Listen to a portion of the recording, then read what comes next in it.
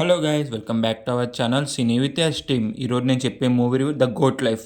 Movie చూసాక నాకేమనిపించింది అని ఇన్డెప్త్ రివ్యూలో మాట్లాడుకుందాం. కానీ అంతకన్నా ముందు మా ఛానల్లోకి వెళ్ళి ఒక 3-4 వీడియోస్ చూసి నచ్చితే మాత్రం సబ్స్క్రైబ్ చేసి కింద ఉన్న బెల్ ఐకాన్ యాక్టివేట్ చేసుకొని అలాగే మా ఇన్స్టాగ్రామ్ కూడా ఫాలో అయిపోయింది గైస్. అందులో అన్లిమిటెడ్ స్టఫ్ ఇస్తున్నాం. Let's start our video. Coming to the story line, మన నజీబ్ సౌదీ అరేబియా జాబ్ చేస్తాకని లైఫ్ సెట్ చేసుకుందాను, ఫ్యామిలీతో హ్యాపీగా ఉందామని.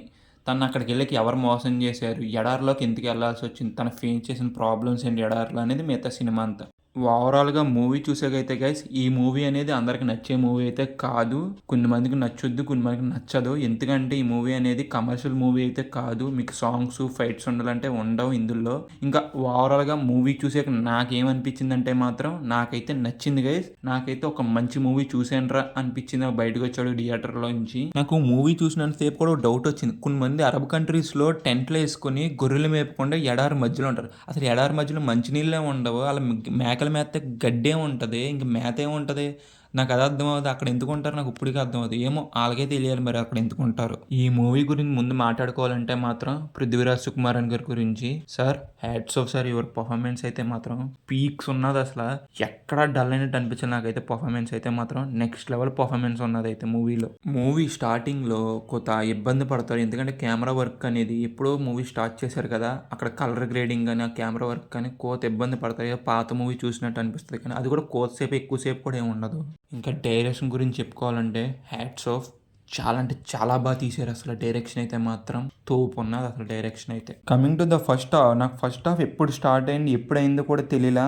అంత బాగా రాసుకున్నారు ఫస్ట్ హాఫ్లో సీన్స్ కానీ ఏదైనా చాలా బాగా తీశారు. ఫస్ట్ హాఫ్ అయితే మాత్రం నెక్స్ట్ లెవెల్ ఉన్నది ఫస్ట్ హాఫ్ అయితే మాత్రం. మనకి ఫస్ట్ హాఫ్లోనే ప్యారలల్గా సీన్స్ చూపిస్తారు. ఎడారి మధ్యలో ఉన్నది, ఊర్లో ఉన్న సీన్స్ అయితే చాలా బాగా చూపించారు. చాలా బాగా వర్కౌట్ అయింది కూడా సీన్స్ అయితే మాత్రం.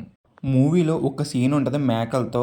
ఆ సీన్ అయితే మాత్రం హార్ట్ టచ్ చేస్తే ఆ సీన్ అయితే నెక్స్ట్ లెవెల్ ఉన్నది. చాలా బాగా అనిపించింది అబ్బా ఆ సీన్ అయితే మాత్రం.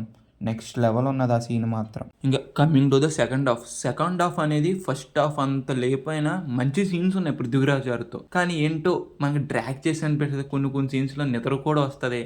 ఇదేంట్రా ఇంత డ్రాగ్ చేస్తున్నారు ఏంట్రా బాబు అనిపిస్తుంది. సెకండ్ హాఫ్ కూడా ఫస్ట్ హాఫ్ అంత ఇంపాక్ట్ అయిపోయినా మంచిగానే ఉన్నది, కానీ డ్రాగ్ చేసిన టైం కొన్ని సీన్స్ నిద్ర కూడా వస్తుంది. ఈ మూవీకి ప్లస్ పాయింట్ ఇంకోటి వచ్చి ఏంటంటే మాత్రం మ్యూజిక్ అనేది తోపు ఉన్నది. ఏఆర్ రెహమాన్ గారు మంచి మ్యూజిక్ అయితే ఇచ్చారు, చాలా బాగున్నది. ఇంకా కమింగ్ టు ద పర్ఫార్మెన్స్ అయితే పృథ్వీరాజ్ సుకుమారన్ సార్ ప్రాణం పెట్టేశారు అంత క్యారెక్టర్కి.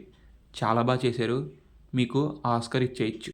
Coming to the technical values అయితే నెక్స్ట్ లెవెల్ ఉన్నాయి. చాలా అంటే చాలా బాగున్నాయి టెక్నికల్ వాల్యూస్ అయితే మాత్రం మూవీలో. ఇంకా ఓవరాల్గా మా సినీ ఇచ్చే రేటింగ్ ఎంత అంటే మాత్రం 3.5 అవుట్ ఆఫ్ 5 గైస్.